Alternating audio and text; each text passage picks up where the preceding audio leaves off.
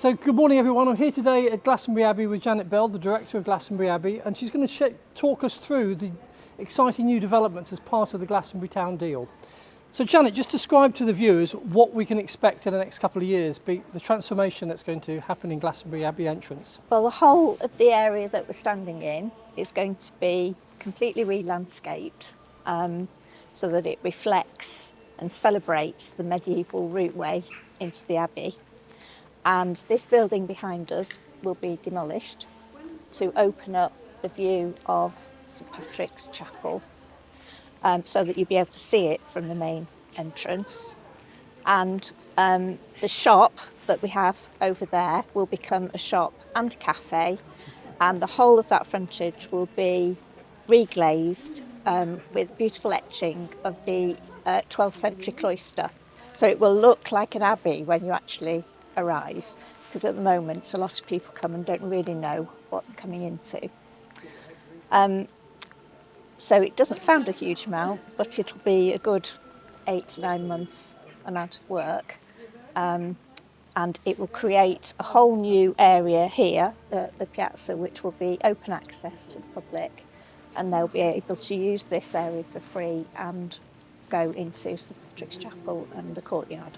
Because that's a significant change, isn't it? You're essentially keeping St Patrick's Abbey, so St Patrick's Chapel is before the paywall in a sense, yes. So it makes it available during the opening hours to anybody for worship or solace or just a little bit of quiet meditation or something. Yeah, absolutely, yeah. And the garden of the courtyard around it.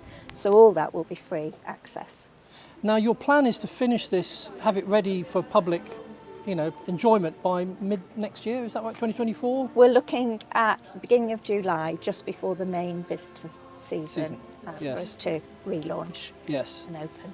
And you've been through quite a tortuous list of requests for bat permissions and biodiversity checks and tree checking, and you've passed all those, so essentially it's all been green lit now, has it?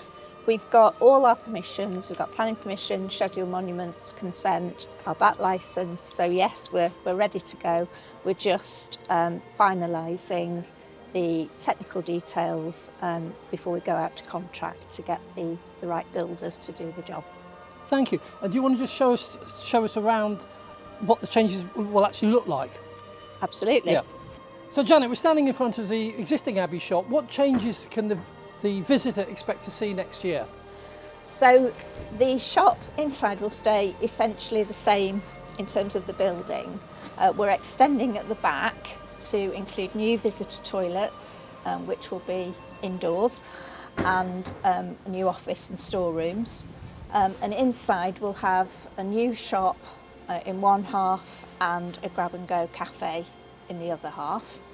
And the frontage will be reglazed with etching of the medieval cloister on the windows. So it'll echo the design of the original medieval cloister in the Abbey. So that people understand that this is a medieval ecclesiastical site. All these changes in level will be sorted out, and there'll be wide sort of stone steps and a slope so that access is very much improved, so we get away with the narrow steps, and that will also provide areas for people to sit. And then we'll have the open piazza, the building that we're looking at over there, that old shed. I remember that when that was in the Abbey shop. Yes. And the gatehouse, I think it was, wasn't it? Yeah. Yes, well, that will be demolished. Okay. And this wall demolished and moved to go behind where that stands now. So all that will be an open area. That's what we're calling at the moment the piazza area. So it creates a much bigger area for the public to use. We'll have seating out there for the cafe so people can use this. It'll be an extension of the high street where people can sit and enjoy the space. And we'll have events here throughout the year. Fantastic. When you mean events, you mean what, like artistic events or musical events or something that draws people in? That draws people in, and those will be free. Yeah. Obviously, to complement the events programme that we have within. But for me, one of the most exciting developments is that when you look up from Magdalen Street, you see St Patrick's Chapel. Absolutely. and it's a much more magnetic sort of draw than a facade of an entrance, isn't it? So you're taking the entrance out and moving it to the right. Yeah, so makes it a more appealing so way to come up. for the first time, people will see as they walk up the re-landscaped entranceway, they will actually see a medieval building as opposed to a 1980s. Yeah. So I don't know what the average footfall is. It how many people do you get through the Abbey, including for events as well? But at the moment, around 150 to 160,000. gosh, that's substantial. Yes. So we are recovering Yes. from COVID. Yes. But again, one of the drivers for this project was to increase visitors both to the town and to the Abbey, to help us move forward and grow again, because before COVID, of course, we had many more international visitors. Yes, of course. Although they're coming back slowly, nowhere near the same numbers as we had.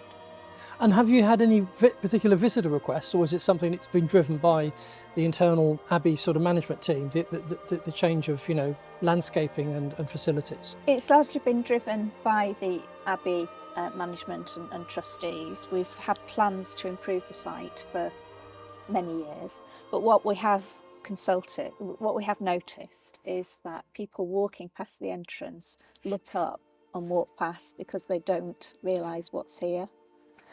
And of course we have 36 acres of grounds in there, and people have no concept, just passing on the street, what is behind the walls. It's hiding in plain sight, isn't it, really? Absolutely, absolutely. Yes, okay, thank you very much. Do you want to just take us through to the changes that we'll see from this angle here with the Abbey in the background? So the entrance will move slightly to the right, but you'll still be able to see the Lady Chapel, won't you? Yes, so we're not building anything else up there. In fact, we're moving all this, so you kind of get a clearer view. But the ticket office, this building, as I said before, we're taking down, will move into the current museum. So that blank wall there will again have windows and doors to reflect the facade on the shop that we're going to create. So it looks much more like a cloister. So there'll be those cloister arcades on each side. So that will become the main entrance. So you will lose a little bit of museum display space, won't you, or interpretive display space for visitors? Well, actually we won't lose interpretive display space, because the area we're using is the area that most people going through this ticket office go through anyway to go out into the grounds. Yeah. We're going to be creating a sort of one-way system so that people go in that way and go out into the grounds from that ticket office, but they'll come back out behind St Patrick's Chapel and out through the courtyard into this space, and hopefully through the shop. Yes, of course, or at least through the cafe anyway. Yeah. Do you want to just go and show us the Abbey? Sorry, the St Patrick's Chapel as well? Yeah. Yeah. Absolutely. Thank you.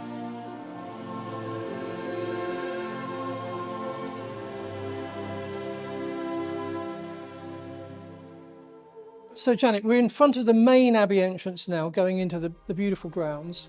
This is where you're going to relocate the ticket office and the entrance, like the formal entrance. Absolutely. So how will that work in terms of the existing sort of ergonomics of this space? So people will come in more whereabouts we're standing now, through what is a wall at the moment.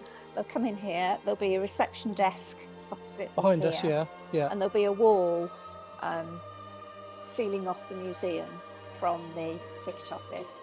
And then in that space there will be doorways into the museum. And then people will go out into the grounds in the normal way. And we'll be doing a little bit of landscaping out there to echo what we're doing out on the piazza area. And we're also installing new toilets into the back of the museum so that we can use them, visitors can use them during the project, but also we'll have a new facility. So you'll have two sets now. You'll have the one behind the cafe and the shop, and then one within the museum. Yes, fantastic. Yeah. So Janet, you've got a very clear biodiversity plan for not just the existing plant design, but actually what you're going to bring in as part of the new design as well. Yeah. Can you just talk us through that, how it's going to change the landscaping of the Abbey grounds around the entrance? Absolutely. So as we've already discussed, people will be going out this way, but they'll also have free access into this area. And this courtyard will be re-landscaped and replanted to enhance St Patrick's Chapel. The toilet block, which is very inadequate, will be demolished. And we're trying not to disturb the rare bats that we have on site. You've had a bat census done, have you? We've had a whole survey done, and there's a particular long-eared grey bat, I think it is, who lives in the gatehouse. So we've got to make sure that we don't disturb the flight path and the foraging for the bats. So in terms of planting, the landscape designer is looking at what will be the best plants, not only in terms of future sustainability from a climatic point of view, but also what will feed the bats. And the bees. And the bees, and the pollinators. So we're taking all that into account, and also very, very much looking at water management to reduce the need for watering, so that the plants will survive without too much maintenance. Yeah, in a rapidly changing climate. Yeah. But the great thing about the project is not only will, of course, we will extend the back of the shop here to create new facilities both for the public and the staff serving in the shop and cafe.